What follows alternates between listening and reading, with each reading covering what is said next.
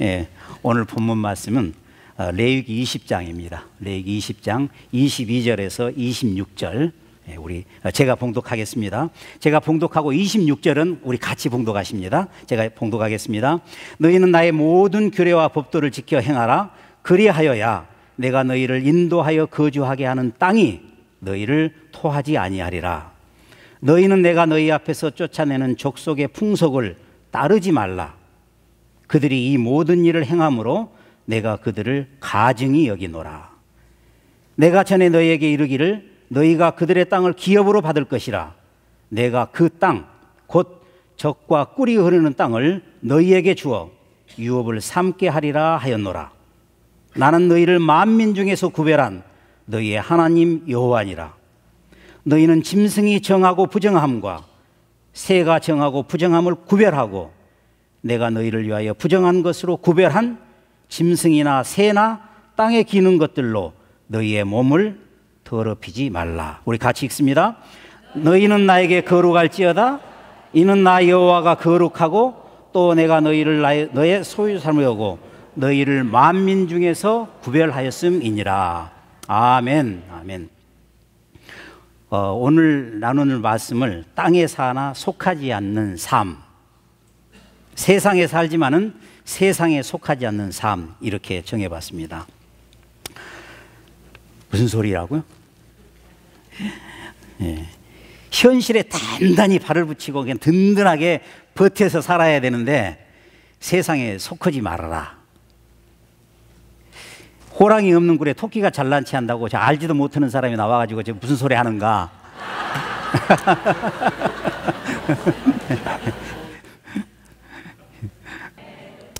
무슨 말씀을 전해야 될까? 사실 참 많이 기도하면서 했는데, 우리가 말씀의 홍수 속에서 살잖아요. 말씀에 음식점에도 가도 CD, 뭐 테이프, 뭐 길거리에 가도 그렇고 인터넷. 참 목회자들 힘들겠다. 제가 얼마나 이 말씀을 준비하면서 인터넷을 뒤졌겠어요. 와. 근데 우리 목사님이 전하는 말씀하고 비슷한 거 하나도 없더라고요.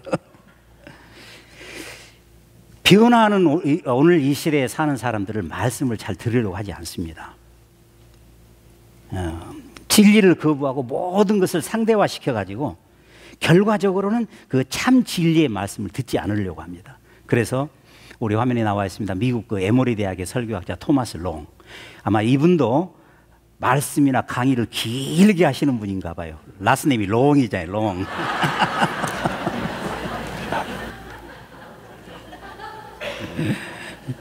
일부러 고른 것은 아닙니다. 이분이 이렇게 말씀하셨어요. 가장 비난하기 곤란한 소음으로 오늘날 설교가 전락할 수 있다. 충격적인 말씀이죠. 하나의 소음이 되지 않도록 기도하고 애쓰는 가운데 준비했습니다. 군더더기 빼고 거품도 빼고 나누기를 원합니다. 나를 회복하고 삶의 질적인 변화를 가져올 수 있는 것은 우리에게 겨자씨만한 믿음만 있으면 가능합니다. 언약의 삶의 여정을 함께하는 가운데에서도 또 이룰 수가 있습니다. 땅에 살지만은 속하지 않는 삶, 세상에 살지만은 세상에 속하지 않는 삶은 머물러 있지 아니하고 부름받은 삶의 자리로 십자가의 삶으로 나아가는 것입니다. 구별되어 부르심의 자리로 나아가면 그런 삶을 통해서 성경의 핵심인 하나임을 이룰 수가 있는 것입니다. 사도 바울은 이것을 믿음, 소망, 사랑이라고 하였습니다. 우리 영상 하나 보실까요? 좋소. 바다 냄새하며 참 좋은 곳이요. 하나 이런 곳은 사내가 세상을 다 품고 난 후에 늙음하게나 내려와 쉬는 곳 아니겠소?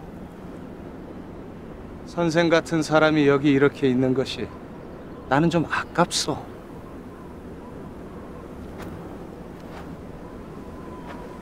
거사를 일으킨 자들의 면면을 낱낱이 보았을 터인데 그 관상은 기록해 두었소? 기록하시오. 난을 즐기는 자들의 특징을 상세히 기록해 두면 혹시 있을지 모를 불상사를 대비할 수 있지 않겠소? 그날 당신들 얼굴에 뭐 별난 거라도 있었던 줄 아시오. 염치 없는 사기꾼상도 있고 피보기를 쉬이 여기는 백창의상도 있고 글 읽는 선비의상도 있고 어디서나 볼 수 있는 얼굴들이었어. 하면 그냥 수양은 왕이 될 사람이었단 말이오. 뭐요? 난 사람의 얼굴을 봤을 뿐 시대의 모습을 보지 못했어. 시시각각 변하는 파도만 본 격이지. 바람을 보아야 하는데 파도를 만드는 건 바람인데 말이오. 그렇다면 우리의 영모를 아무도 막을 수 없었을 거란 얘기지 않소? 당신들은 그저 높은 파도를 잠시 탔을 뿐이요. 우린 그저 낮게 쓸려가고 있는 중이었소만. 뭐 언젠간 오를 날이 있지 않겠소. 높이 오른 파도가 언젠간 부서지듯이 말이오. 저주하는 것이요.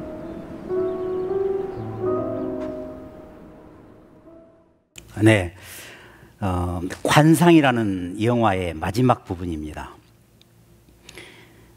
2013년도 그러니까 2년 전에 이 무렵입니다. 추석 때 개봉이 됐으니까 한 달 있으면 추석 돌아오죠. 950만 명의 관객을 동원한 상당히 흥행한 작품 중에 하나입니다. 배경은 1453년, 560년, 지금으로부터 560년 전에 개유정난이 배경입니다. 당시에 그때 조선 최고의 관상가 내경이라는 사람이 있었는데 이 내경이라는 사람이 그 당시에 조선시대의 정세에 본의 아니게 휩쓸리는 관상 때문에 그것을 내용으로 한 그 영화입니다.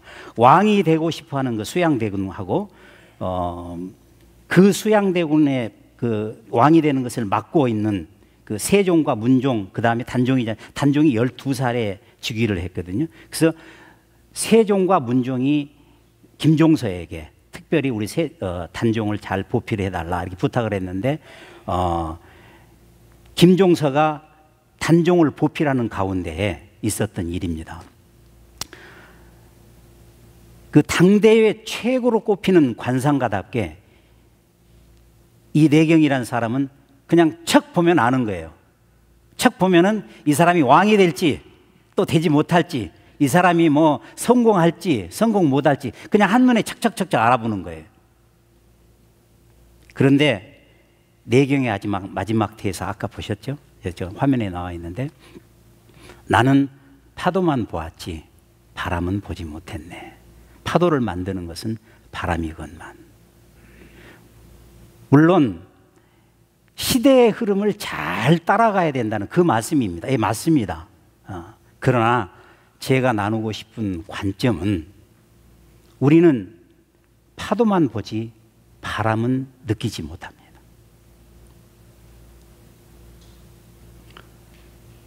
우리 교회에서나 혹은 사회생활하면서 척 보면 다 압니다. 쟤는 밥맛 없어. 쟤는 왜 인상이 저 모양이야? 쟤는 첫인상부터 별로 좋지 않았어. 그냥 생각해 볼 여유도 없이 그냥 첫눈에 전부 다 자기가 판단, 정죄 다 하는 거죠. 우리 인간은, 우리 사람은 정말 기묘하신 하나님의 창조물입니다. 시편 139편에 14절에 보면은 심히 기묘하십니다. 16절에 보니까 내 형질이 이루어지기 전에, 무슨 말씀이냐면은 내가 엄마 자궁에서 난자와 정자가 수태되기 전에 이미 하나님께서는 우리를 예정해 놓으셨어요.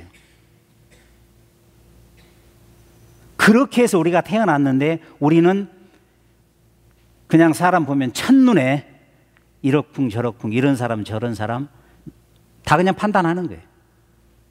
특별히 교회 내에서 판단 정죄가 너무 난무합니다. 정말 우리 사람 기이하고 위대한 창조물이에요. 우리 몸이 하루에 2,500칼로리의 열량을 발생시키는데 그 양은 커피를 25잔 끓일 수가 있대요. 혈관의 길이가 동맥, 정맥, 모세혈관 다 합하면 이렇게 하면은 12만 킬로미터, 지구를 3바퀴 돈대요. 이게 46초 만에 우리 몸을 한 바퀴씩 돕니다. 우리 심장이 하루에 10만 번 정도 고동을 치는데 1초당 15분에 4초씩 쉬는 거예요. 그러니까 하루를 놓고 보면은 6시간을 쉬는 거예요. 6시간을.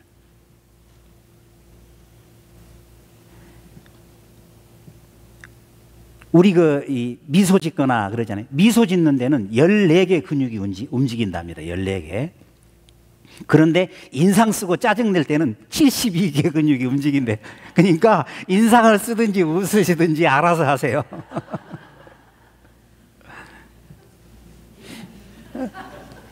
하나님이 이토록 사랑을 쏟아서 우리를 만드셨습니다. 어떻게 이 생명을 우리가 귀하지 않게 여길 수가 있겠습니까? 그런데 우리는 그냥 척 하면 다 알아. 판단, 정죄. 야고보서 2장 1절에서는 사람을 차별하여 대하지 말라 이렇게 말씀하십니다. 한 원님이 있었어요. 이 원님이 민정을 시찰하기 위해서 남루한 옷을 지게꾼 목장을 하고 이 지게를 지고 이제 민정 시찰을 하기 위해서 그 고을을 이렇게 돌다가 이렇게 더웠나 봐요. 목이 말라서 물을 좀 먹고 싶어서 어느 좀 부잣집, 뭐 대문도 조금 크고 그런 집에 가가지고 물 좀 달라고 그러니까 그 주인 영감이 이렇게 보더니 뭐 그냥 못마땅한 이런 표정을 지으면서 하인들에게 물 실컷 갖다 줘라 그런 게. 그러니까 하인들이 항아리를 들고 와서 물을 이렇게 그냥 끼얹는 거예요. 갑자기 졸지당한 거죠. 그냥 물 한 사발 얻어먹고 싶었는데. 그러니까 멍이 이렇게 서 있으니까 또 그 주인 영감이 아직도 양이 안 찼나 보다. 한 사발 더 갖다 드려라 그러니까 이번에는 구중물을 갖다 한 바가지를 갖다 끼얹는 거예요. 이 원님이 불이 나게 그냥 동원으로 돌아가서 관복을 갈아입고 그 집으로 간 거예요. 원님이 오니까 그 부자 영감이 그냥 맨발로 쫓아나와가지고 자리를 마련을 하고 진수성찬을 차려온 거예요. 이 원님이 맛있게 먹을 줄 알았는데 먹지는 아니하고 음식이나 이런 술이나 이걸 옷에다가 계속 붓고 있는 옷에다가 그러면서 하는 말이 원님의 말이 이 술과 음식은 사람을 보고 차려온 것이 아니라 옷을 보고 차려왔기 때문에 옷이 먹어야 되지 않겠는가. 그제서야 영감이 깜짝 놀래가지고 이렇게 보니까 아까 그 나무꾼인 거예요. 이 이야기에서 우리는 다 부자 영감을 손가락질합니다. 그런데 우리의 삶의 모습을 보면은, 우리의 삶의 태도를 보면은 우리가 더 했으면 더 했지, 갖가지 모양으로 그냥 판단, 정죄하는 거죠. 예수님은 그렇게 세상적인 기준을 가지고 평가하는 유대인들을 책망하십니다. 요한복음 7장 24절에 외모로 판단하지 말라. 주님이 우리를 보실 때 이와 같이 책망하지 않으실까 생각이 됩니다. 관상의 마지막 대사는 외모나 상태나 현상만 보고 파도를 보지 못하는 거. 파도를 일으키는 게 바람이죠.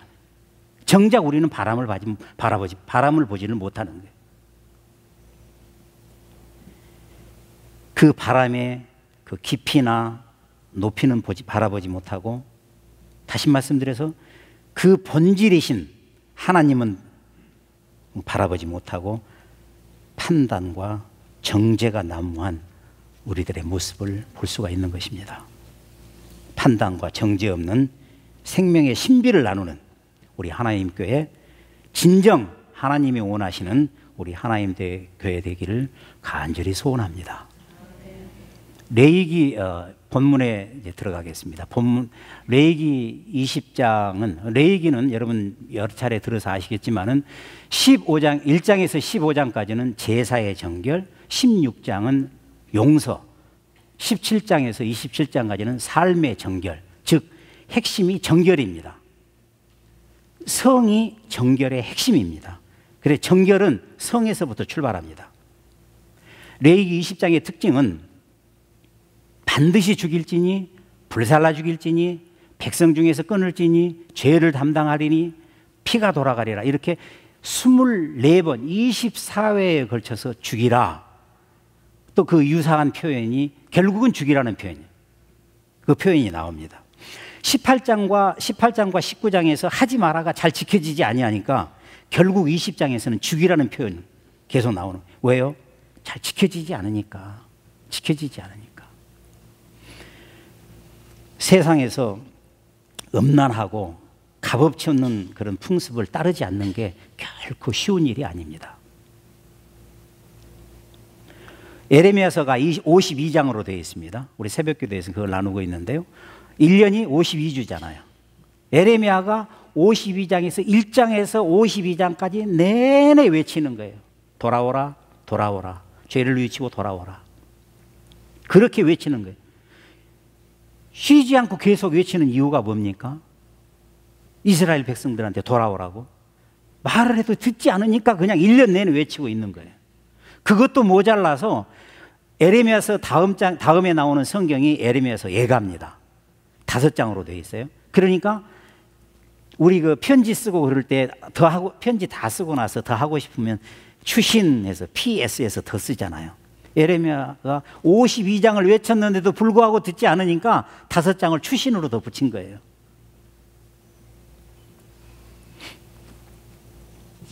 예루살렘의 운명에 대해서 탄식합니다. 왜요? 듣지 아니하니까. 듣지 아니하니까. 20장의 구조를 보면, 레위기서 20장의 구조를 보면은 1절에서 5절까지는 몰렉의 섬김, 6절과 7절, 27절은 점과 무당, 우상 숭배. 8절에서 9절은 부모 공경, 10절에서 21절, 12절에 걸쳐서 음행들, 성적 타락. 그다음에 22절에서 26절까지는 오늘 말씀을 나누고 싶은 내용입니다. 그 본문이 언급하는 그 죄의 종류는 우상 숭배와 성범죄입니다. 근데 한 가지 더 추가하는 것은 범죄를 방관하는 죄. 그게 4절에 나와 있거든요. 그게 사형에 해당되는 죄입니다. 몰렉을 섬김으로 죽어야 하는 사람은, 죽어야 하는 자는 몰렉에게 자식을 바치는 사람. 또 그것을 보고도 방관하는 사람. 그 몰렉은 그 얼굴이 소나 염소의 얼굴을 하고 있고, 이렇게 팔을, 아마 사진들 보셨을 거예요. 이렇게 팔을 벌리고 있으면은 아이를 이 팔에다 갖다 얹는 거예요. 그 밑에서 불을 떼서 아이를 불을 태워서 죽이는 겁니다. 그게 몰렉 제사예요. 몰렉 제사가 뭐라고 생각하십니까? 아까 우리 구조에서 봤었는데 우상 숭배예요. 하나님을 두려워하고 하나님을 경외하는 사람들은 저런 짓 하지 않습니다. 결국은 몰렉 제사를 드리는 것은 결코 하나님 앞에 나아가지 않겠다. 하나님하고 나하고는 별개의 삶을 살겠다. 그게 몰렉 제사예요. 결국 우상 숭배인 거예요. 현대판 몰렉이 뭐라고 생각하세요? 저 가렸어야 되는데 답이 나왔어요. 몰렉보다 더욱 이 잔인한 우상이 돈이. 돈 때문에 남편, 아내, 자식, 부모 입에 담기도 참 힘든, 또 그 욕심 많은 그 재벌들의 작태를 이렇게 보십시오. 우상 숭배를 왜 합니까? 우상 숭배를. 우리가 간단하게 우상 숭배 다른 거 멀리 볼 것이 우리 자식을 보면 알 수 있는 것 같아요. 우리 자식 키울 때 어떻게 키웁니까? 나나 자식이 감당하지 못하는 어떤 어떤 보이지 않는 큰 힘을 갖도록 그냥 이렇게 종용하고 막 아이들을 들들 볶잖아요. 결국 그게 뭡니까? 탐심이거든. 탐심. 그게 우상 숭배예요. 골로새서 3장 5절에 탐심은 우상 숭배니라고 그랬어요.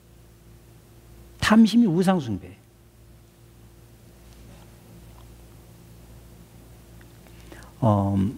음행들을 한번 볼까요? 아까 우리 잠깐 봤었죠. 12절에 걸쳐서 이 가족 공동체를 파괴시키는 거예요. 간음, 계모, 며느리, 동성애, 장모, 짐승 반드시 죽이라는 거예요. 반드시 죽이라는 거예요.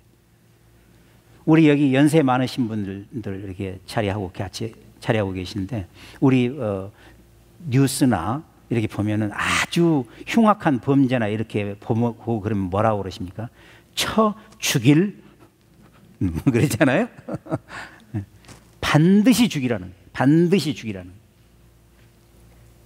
그 다음에 17절에서 보면은 의붓자매, 몰경 중에 출교시켜라. 이모, 고모, 죄를 담당. 그다음에 숙모, 형수, 제수는 자식 없어. 결국 그게 결국은 죽이는 거예요. 표현이 저럴 뿐이지. 24번에 걸쳐서 24회에 걸쳐서 죽이라는 표현이 나오는 거예요. 당시에는 결혼 연령이 낮았다고 그래요. 그 로미오와 줄리엣에서 나오는 줄리엣은 당시 13살이었다고 그래요. 그리고 또 이 레이게 문서가 약 3,500년 전의 그 문서이기 때문에 그 문화적인 가치가 지금처럼 이렇게 뚜렷하지 않고 희미했던 시기이기 때문에 어떤 그 욕구가 일어나면은 본능적인 충동이 일어나면은 그냥 망설임 없이 마구잡이 음행이 벌어지는 거죠. 그래서 프로이드가 육체의 결국은 성적 만족이다. 결국 생존적인 탐심, 우상 숭배이다. 이렇게 말합니다. 그러므로 그 우상 숭배는 음란에서 진정한 참 나는 완전히 배제되고 그저 그냥 만족과 생존적인 그런 탐심만 추구하는 것이죠. 결국은 그것은 수치심과 두려움만 낳습니다. 20장 본문은 이렇게 되어 있습니다. 땅에서 쫓겨나지 아니하리라. 어떻게 하면? 규례와 법도를 지키면. 그런데 규례와 법도를 지키지 않았기 때문에 결국은 쫓겨나가지고 70년간 바벨론에 가서 포로 생활을 했잖아요. 23절은 가나안 족속의 육체 풍습, 즉 가증한 것을 때 따르지 말라. 24절에 나는 너희를 구별하였다. 어떻게? 영적 백성으로. 25절에서는 너희가 정함과 부정함 분별해라. 몸을 더럽히지 말라. 정결하라는 것이다. 그리고 26절에 거룩하라. 왜? 너희는 나의 소유되기 때문에, 그리고 만면에서 너희를 구별하였기 때문에 거룩하여라. 하나님이 거룩함으로 이스라엘 백성들도 거룩하여 하고, 하나님이 거룩하고 공의로우시기 때문에 그의 백성인 이스라엘도 거룩하고 공의로워야 되는 것입니다. 따라서 우리 모두도 하나님의 말씀을 쫓아서 거룩하고 공의롭게 살아요. 육체적인 그런 쾌락이나 이익을 위해서 세상 풍습을 따라서 살아간다면은 아마 하나님의 공동체에서 끊어지는 심판을 면치 못할 것입니다. 레위기 18장, 19장, 20장의 범죄는 주로 이방 족속의 그 풍습과 관련된 것들입니다. 당시 가나안을 비롯한 그 근동 사회에서는 몰렉이나 바알이나 그런 아세라 같은 많은 그런 우상 숭배를 했었거든요. 그런 그 우상 숭배 때문에 하나님은 처음부터 이스라엘 백성에게 이방 족속의 풍습을 따르지 말고 절대 쫓지 말고 언약 백성으로서 정결을 지킬 것을 요구하고 계십니다. 왜 그러냐면은 죄가 전염성이 있기 때문에 그래요. 죄가 이렇게 전염이 되는 거예요. 전염병처럼. 그게 잘 나타내 주는 거가 창세기 19장입니다. 롯의 그 음행의 그 죄악이 계속 흐르는 것을 볼 수 있어요. 지금까지도. 롯의 두 딸이 아버지한테 술을 먹여가지고 잠자리를 같이 해서 결국은 모압 자손과 암몬 족속에 나오죠.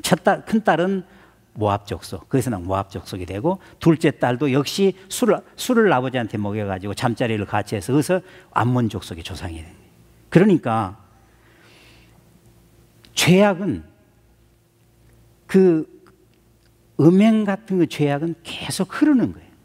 그래서 하나님께서 이 죄악은 끊어야 된다, 죽여야 된다, 이렇게 24번이나 강조를 하시는 거예요. 유다서 7절에 보면 이런 말씀도 있습니다. 음란하며 육체를 따라가다가 영원한 불의 형벌을 받았다. 이렇게 유다서 7절에 말씀하고 있습니다. 왜 반드시 죽여야 되는가? 전염성 때문에. 죄책감은 그런 죄의 전념성은 반드시 친구를 찾게 돼요. 죄책감은 친구를 찾게 돼 있어요. 그럼 그걸 아마 어떤 범죄를 저지르거나 그런 것들을 이렇게 뉴스나 이렇게 보면은 반드시 그걸 그 모습이구나 알 수가 있을 것 같아요. 특별히 그 과수원에 병해가 들지 않습니까? 과수원에 병해가 들면은 그냥 잘라버리는 것을 끝나지 아니하고 자른 것을 반드시 불에 살르거나 묻어야 돼요. 그렇지 않으면은 그 병충해가 그냥 계속 번지는 거예요. 그 조류독감이 돌면은 닭이 수십 마리의 닭을 그냥 폐사를 시킵니다. 땅에다 갖다 묻어요. 수십만 마리. 그래서 지금도 그 조류독감이 저 남쪽에 돌아가지고 그 닭들을 워낙 땅에다 많이 묻는 바람에 계란값이 2배, 3배 올랐다고 그러잖아요. 맨날 계란 사오면서 오늘 또 비싸더라, 더 올랐더라, 1불 올랐더라, 뭐 옛날 그래요. 웃지도 않으세요. 무슨 말씀인지 모르니까. 오늘의 기독교를 한번 보십시오. 오늘의 기독교는 그렇죠. 세력 추구. 그 세력 추구가 뭘까요? 결국은 탐심이에요. 그 하나님이 목회하는 것이 아니라 성령의 역사가 목회하는 것이 아니라 건물이나 예산이나 또 뭐 동원력, 제도, 방법. 그런데 그런 것에 우리는 너무 익숙해 있어요. 당연한 걸로 생각을 해요. 뭐 교회 그렇지 뭐. 교세가 그런 게 교세지. 이런 것들이 왜 우상숭배인가? 그것은 하나님으로부터 온 것이 아니고 세상 풍습으로부터 왔기 때문에 우상숭배입니다. 우리 하나님 공동체는 정직하고 정결하고 거룩하고 믿음의 공동체인 줄 믿습니다. 땅에 살지만은 속하지 않는 삶, 세상에 살지만은 세상에 속하지 않는 삶을 사는 공동체인 줄 믿습니다. 그 중심은 이 하나님의 성도는 구별된 자이기 때문에, 성도는 교회가 성도예요. 구별된 자라는 것은 무슨 말씀입니까? 거룩하다, 구분된 삶을 산다, 부르심을 받은 삶을 사는 이런 말씀이지. 금묵자흑이라는 그런 말씀이 있습니다. 붓고 씻을 때 그 먹을 이렇게 갈잖아요. 먹을 가까이 하면은 하얘질까요? 까매질까요? 우리 한국에서 연탄이 나르다 보면은 아무리 조심해도 옷에도 묻고 얼굴에도 묻습니다. 결국 가까이 하는 것이 묻게 돼 있어요. 하나님이 왜 불렀습니까? 가까이 하라고. 당신을 닮게 하려고. 그래서 부르신 거예요. 무엇이든지 가깝게, 우리가 하나님을 가깝게 하면은 하나님을 닮습니다. 그래서 구분된 자는 하나님 앞에 나오는 자입니다. 하나님 앞에 나오는 자. 마태복음 22장의 그 혼인잔치의 비유, 청함에 응하느냐 응하지 않느냐. 응했으면은 예복을 입고 나와야 돼요. 예복 그러면 여러분들이 이렇게 생각하십니까? 예복이니까 뭐 깨끗한 비싼 옷, 뭐 명품 옷 뭐 입고 들어올. 예복을 입지 아니하다. 예복을 입었다는 것은 깨끗한 옷을 입었느냐. 다시 말해서 정결하냐 정결하지 아니하냐. 예복을 입지 않은 사람은 예수님이 내다 버리라고. 슬피 울며 이를 갈리라 그랬어요. 정결하지 않고 깨끗하지 않고 몸이 깨끗하지 않은 사람, 정결하지 않은 자는 이를 슬피 울며 이를 갈리라. 주님의 말씀입니다.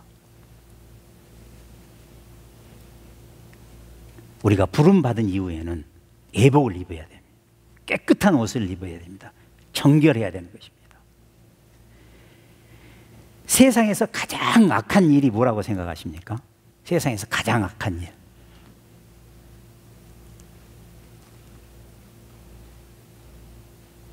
세상에서 가장 악한 일은 하나님과의 관계를 단절시키는 겁니다. 아마 아까 우리 그 12가지의 11절에서 시작하고 12절에 거쳐서 음행들을 보았잖아요. 아마 하나님을 알았다면 과연 그런 음행들이 저질러질 수 있을까? 또 우리가 하나님을 정말 안다면은 우리 아까 시편 139편에서 보았잖아요. 정말 기묘하게 창조된 우리 몸들인데 하나님을 안다면 우리 몸을 함부로 할 수가 있겠습니까? 정결하게 하지 않겠습니까? 정말 깨끗하게. 얼마나 우리 몸이 정말 기묘한 몸이냐면은 입에서 나오는 곳이 있잖아요. 거기까지 8.5m예요. 8.5m. 우리 키 크신 분들, 키 2m 넘으신 분 있으세요? 아까 이경철 성도님은 저 뒤에 얼굴 가리니까 그냥 자리 피해갖고 앞으로 이렇게 옮겨주던데, 이경철 성도님이나 몇 분이 키 크신 분들이 있는데 아무리 키가 커도 1.9m. 근데 입에서 우리 항문까지 길이가 8.5m예요. 피부 있지 않습니까? 피부가 매 4주마다 한 번씩 이 피부를 완전히 재생이 되는 거예요. 새 피부가 나오는 거예요. 근데 평생 동안 이 피부가 벗겨지는 피부를 모으면 약 한 48kg 정도 된다고 그래요. 그것을 1년 동안에, 평생 동안에 1000번이나 반복은 1000번이나. 그 화장품을 사서 발라야 될지 말아야 될지. 하나님 앞에 나오지 않는 거가 가장 큰 죄입니다. 우리가 지은 죄 중에서 가장 악한 죄가 하나님과의 관계를 단절하는 것입니다. 이사야서에 보면은 55장 1절에 7절에 보면 이렇게 말씀하고 계십니다. 하나님 앞에 나오라, 찾으라, 부르라, 돌아오라. 그리하면은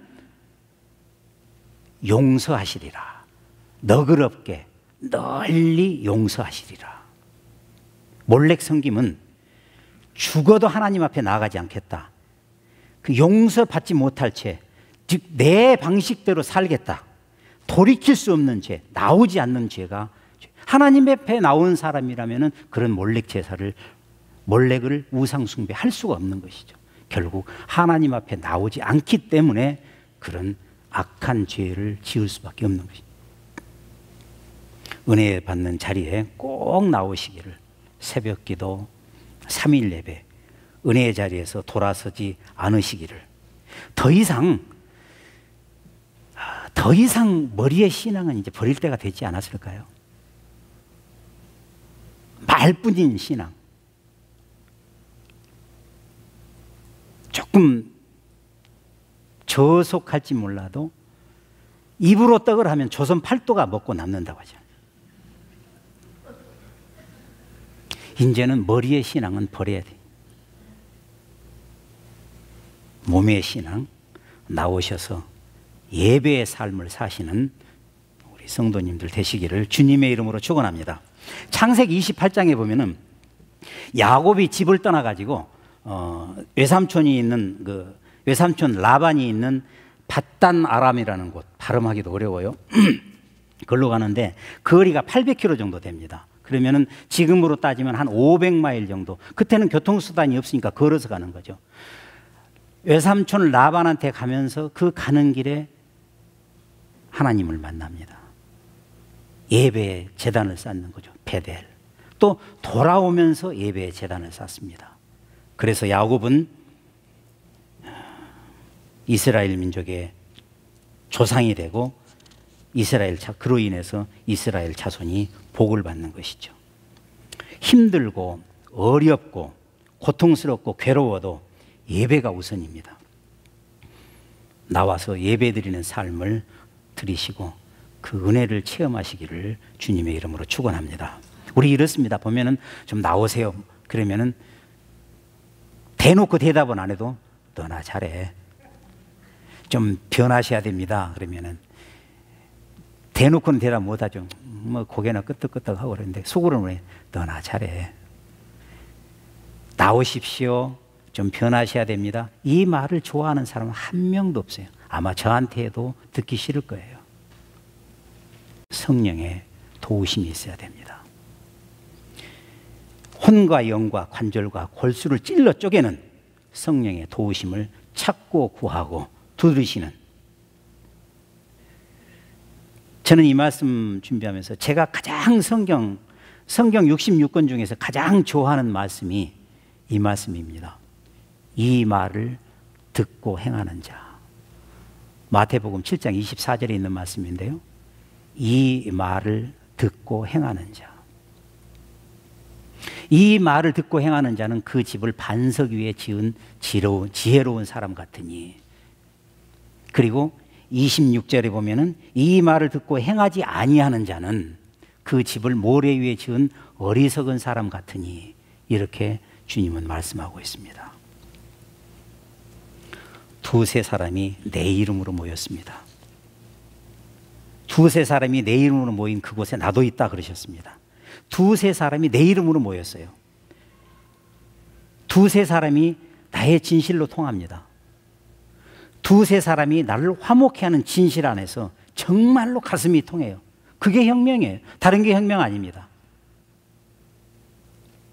교회는 세상을 새롭게 하는 사람들이 하나님의 이름으로 하나 되는 것이 교회입니다. 사람들은 다 피곤하게 돼 있어요. 지금은 한 분도 졸지 않으시고 피곤하게 돼 있습니다. 왜요? 내 몸이 그 에너지의 소스가 아니기 때문에. 한 열흘 2주 정도 2주가 다 돼가죠. 남북이 극한 대치 상황을 일으켜서 정말 우리 좀 솔직히 좀 이번에는 좀 조금 긴장했어요. 이번에는 저도 그렇게 긴장할 일도 사실은 아닌데 알고 보면은 미국의 그 특수 정찰기가 있습니다. 이 정찰기는 그 아주 고성능 레이더를 싣고 핵무기를 싣고 24시간 공중에 떠 있어요. 24시간. 근데 어떻게 24시간 기름을 넣어야 되잖아요. 그래야 비행기가 공중에 떠 있을 거 아니겠어요. 24시간 공중에 떠 있는 거예요. 이 무기를 북한이 가장 두려워한다고 그래요. 어떻게 24시간 떠 있냐면 공중에서 급유를 받습니다. 기름을 싣고 간 비행기가 가서 이렇게 급유관을 연결해 가지고 그 비행기에다가 정찰기에다가 기름을 넣어주니까 24시간 떠 있을 수가 있는 거죠. 우리의 삶은 지치고 피곤합니다. 피곤해질 때마다 우리 휴가 갈 수 없잖아요. 카리브해 가고 어디 하와이 가고 그럴 수 없잖아요. 깨달아 알아야 됩니다. 어떻게 24시간 공중에 떠 있을 것인가? 피곤하지만은 어떻게 에너지를 계속해서 공급받을 수 있을 것인가? 깨달아 알아야 됩니다. 그래서 하나님께서는 이렇게 말씀하십니다. 이사야서 40장 31절 말씀 우리 같이 한번 읽으실까요? 오직 여호와를 앙무하는 자는 새 힘을 얻으리니 독수리가 날개치며 올라감 같을 것이요 다른 박질하여도 곤비치 아니하겠고 걸어가도 피곤하지 아니하리로다. 아멘. 나오셔서 능력 있는 믿음, 체험된 믿음을 만나시기를 주님의 이름으로 축원합니다. 나와서 뭘 하십니까? 나의 죄성을 만나야 돼요. 나의 죄성을. 내가 얼마나 악한지. 하나님 앞에 살아간다는 것은 평생을 느껴도 다 느낄 수 없을 만큼 악하고 거짓되고 음란합니다.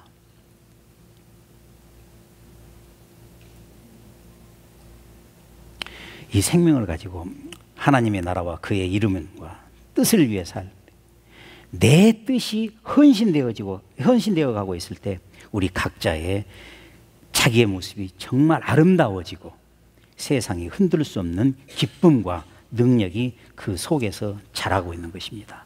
이 말을 듣고 꼭 행하시는 주님의 말씀입니다. 우리 교회의 본질은 정직과 정결과 거룩과 믿음입니다. 사도행전 5장에 나오는 아나니아와 삽비라 사건 여러분들 잘 아시죠? 만약 정직하고 정결했다면은 아나니아와 삽비라 사건이 아마 성경에 기록되지도 않았을 거예요. 베드로가 언제 연보하라고 그랬습니까? 하나님이 연보 안 한다고 야단치십니까? 그래도 여러분들 연보하셔야 됩니다. 연보 안 하시면 제가 할 일이 없어요. 그런데 연보를 속이는 거예요. 정직하지 못하고 정결하지 못한 거예요. 즉시 아나니아와 삽비라가 즉사했죠. 즉사. 아마 이 기준에다 맞춰 못하면은 저를 포함해서 이 자리에 살아남아 있을 사람 아마 한 명도 없을 것 같아요. 교회의 본질은 정직하고 정결하고 거룩하고 믿음이. 어렵지만 우리가 그 문화를 우리가 만들어내고 그 문화를 우리가 이어나가야 되고 그 문화를 우리가 창조해내야 되는 것입니다. 레위기 20장의 음행들은 오늘날도 예외가 아니에요. 그 죄의 그 전염성이 있기 때문에 아까 보셨잖아요. 롯의 음행으로 말미암아 그 죄악이 지금까지 흐르고 있기 때문에 오늘날까지도 중동이 저 모양인 거예요. 오늘날까지도. 총소리가 끊이질 않잖아요. 지금까지도. 그래서 하나님께서는 죽이라 24번이나 강조하시는 거예요. 지상에서 이 제국에서 세상에서 가장 위대한 믿음은 물질을 극복하는 것입니다. 쉽지 않습니다. 물질, 소유, 이런 이기심을 극복하는 것은 결코 쉽지 않습니다. 오늘날 교회가 싸우고 분열되고 하는 것이 무엇 때문입니까? 복음 때문입니까? 예수 때문입니까?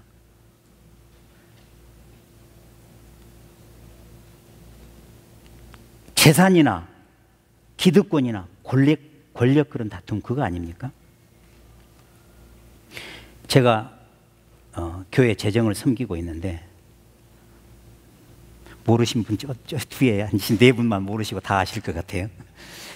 재정팀에서 여러분들이 이제 성도님들이 연보 이게 하나님께 바치면은 그거를 잘 모아서 계수하고 컴퓨터에 입력을 하고 은행에다 디파짓을 하고 또 수입과 꼭 필요한 것에다가 지출을 하고 그걸 잘 정리해 놓습니다. 그리고 수입과 지출이 잘 되었는지 감사님한테 감사를 받습니다. 그리고 일정 기간이 지나면은 그걸 당회에 보고하고 또 경우에 따라서는 서면이나 구두로 성도님들한테 또 보고를 해드립니다. 평가를 받습니다. 이처럼 우리의 살림살이도 수입과 지출이 어떻게 하였는지, 어떻게 되었는지 반드시 감사를 받습니다. 하나님 앞에 갈 때는 가지고 있는 건 다 놓고 갑니다. 하나님 앞에 가서 잘하였다, 착하고 충성된 종아 이렇게 불릴 것인지 악하고 게으른 종이라고 불릴 것인지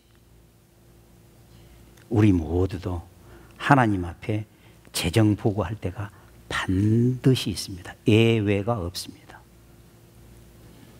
두 번째로 나누고 싶은 것은 리더십을 세우는 하나님 공동체. 정직, 정결, 거룩, 믿음의 성도들이 공동체의 그 리더십을 세워나가는 거예요.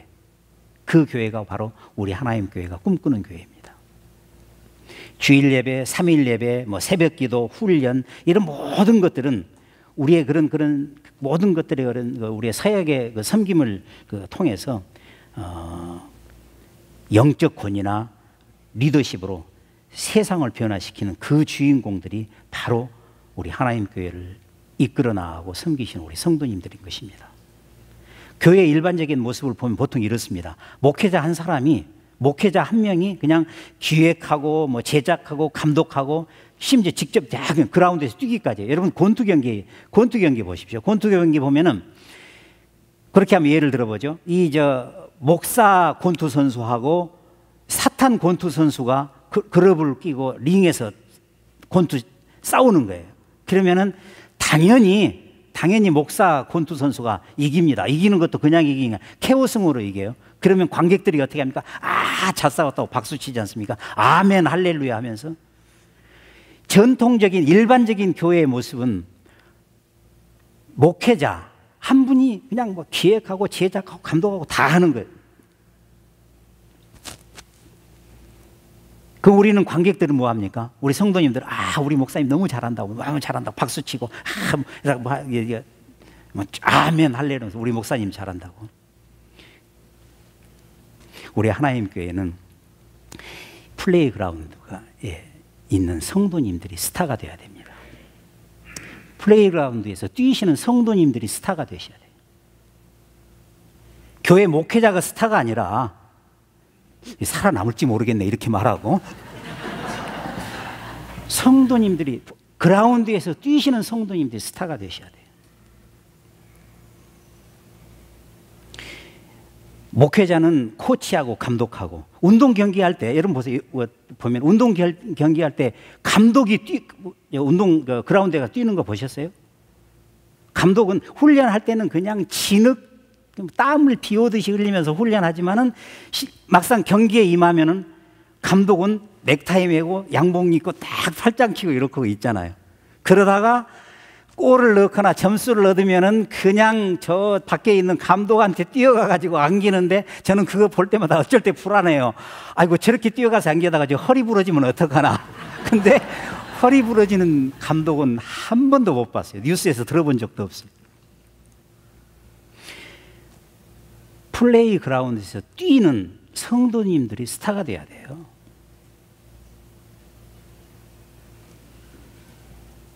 신앙의 가장 기본은 공동체에 참여하는 것입니다. 리더십을 세우는 것, 함께함이 없으면 신앙이 없는 거예요. 그런데 공동체 모임에는 잘 안 나오세요. 그러면서 뭐라고 그분들이 대부분 하시는 말씀들이 이러면, 뭐 내 신앙은 내가 지켜. 내 신앙은 내가 지킬 수 있어. 내 신앙을 내가 지킬 수 있는 사람은 내 신앙 내가 지켜, 그런 말 절대 못합니다.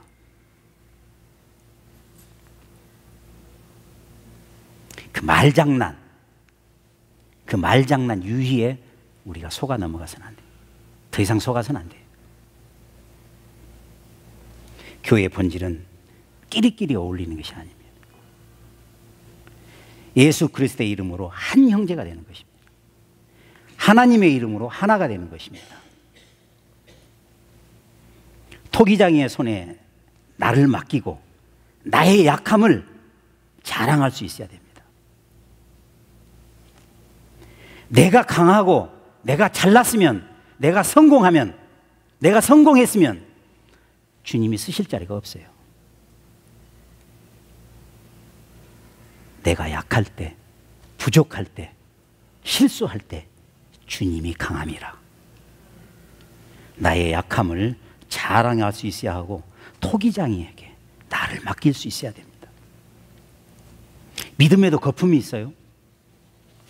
하나님의 뜻과 내 뜻을 이렇게 섞어가지고 그런 거품이 빠지고 십자가가 세워지는 그리스도의 몸된 교회가 되어야 합니다. 우리 하나님 공동체는 그리스도의 몸이 되는 우리 하나님 공동체, 하나님의 나라를 이 땅에 세우는 공동체, 본능이 아니라 하나님이 주시는 그 본성을 세워가는 하나님 공동체, 껍질이나 제도나 어떤 기득권을 벗어버리는 그 하나님 공동체가 반드시 될 것입니다.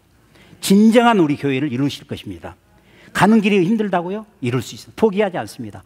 홍해가 가로막고 있다고요? 포기하지 않습니다. 마라의 쓴물이 올라옵니까? 포기하지 않습니다. 여리고성이 앞을 가로막고 있어도 우리는 결코 포기하지 않습니다. 가는 길이 험하다고요? 힘들죠. 그런데 겨자씨만한 믿음만 있으면 가능합니다.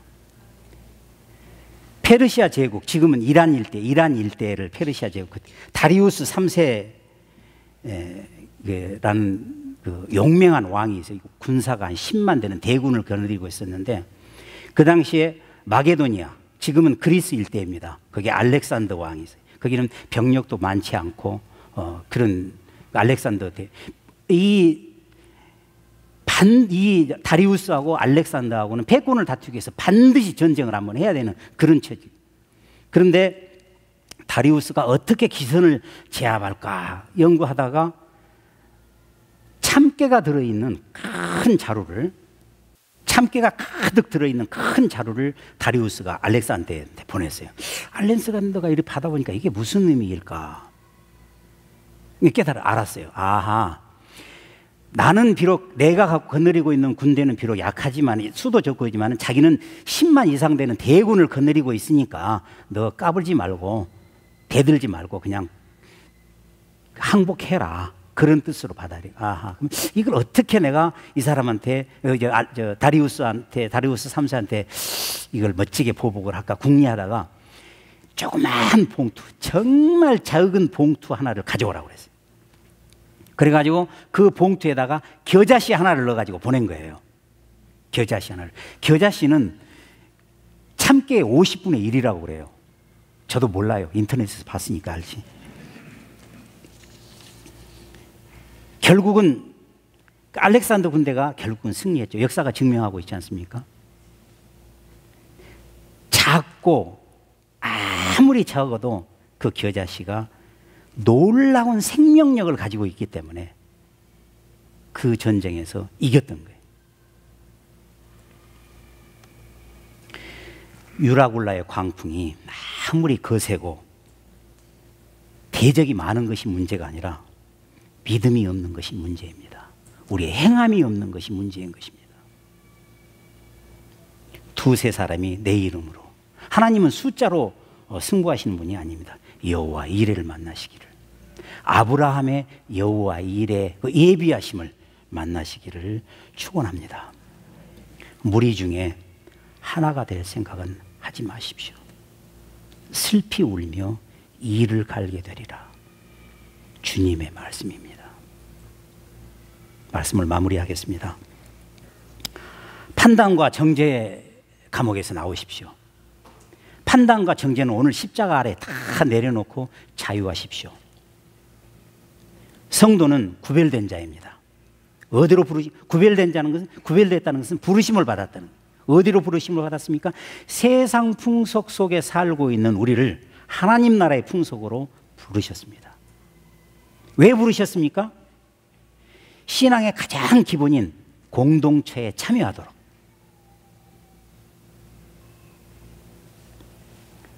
함께함이 없으면 신앙이 없는 것입니다. 하나임을 이루기 위해서 성경의 핵심은 하나님 나라가 이 땅에 임하는 것입니다. 어떻게 해요? 부르심을 받은 언약 백성이 오로지 정직하고 정결하고 거룩하고 믿음으로써 이루어집니다.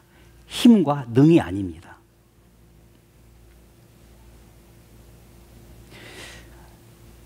이 부분은 정말 꼭 같이 나누고 싶습니다. 저를 좀 주무신 분들이 딱 2분 계신데, 여러분 섬기다가 고난을 받으십니까? 섬기다가 힘드십니까? 에이, 집어치워. 내 다시는 안 해. 그렇습니까? 아니에요. 아닙니다. 나무가 커졌습니다. 나무가 커지신 겁니다. 나무가 커지셨기 때문에 바람도 맞고 비도 맞기 때문에 고난을 받고 손가락질도 받는 겁니다. 그러나 그 그늘이 큽니다.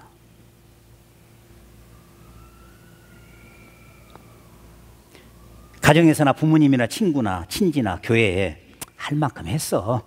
우리 그런 말 많이 하잖아요. 할 만큼 했어. 그렇게 하십니까? 아닙니다. 아니에요. 이만하면 됐다. 이만큼 하면 됐다. 이때가 최대의 위기입니다. 나는 진정 세상과 구별된 정결한 삶을 살고 있는가? 주님은 지금도 외쳐서 말씀하고 계십니다. 이 말을 듣고 행하는 자가 되라고. 이 말을 듣고 행하는 자가 되라고. 땅에 살지만 속하지 않는 삶, 세상에 살지만 세상에 속하지 않는 삶을 사시는 저와 여러분이 되시기를 주님의 이름으로 축원합니다. 기도하시겠습니다. 사랑하시는 주님,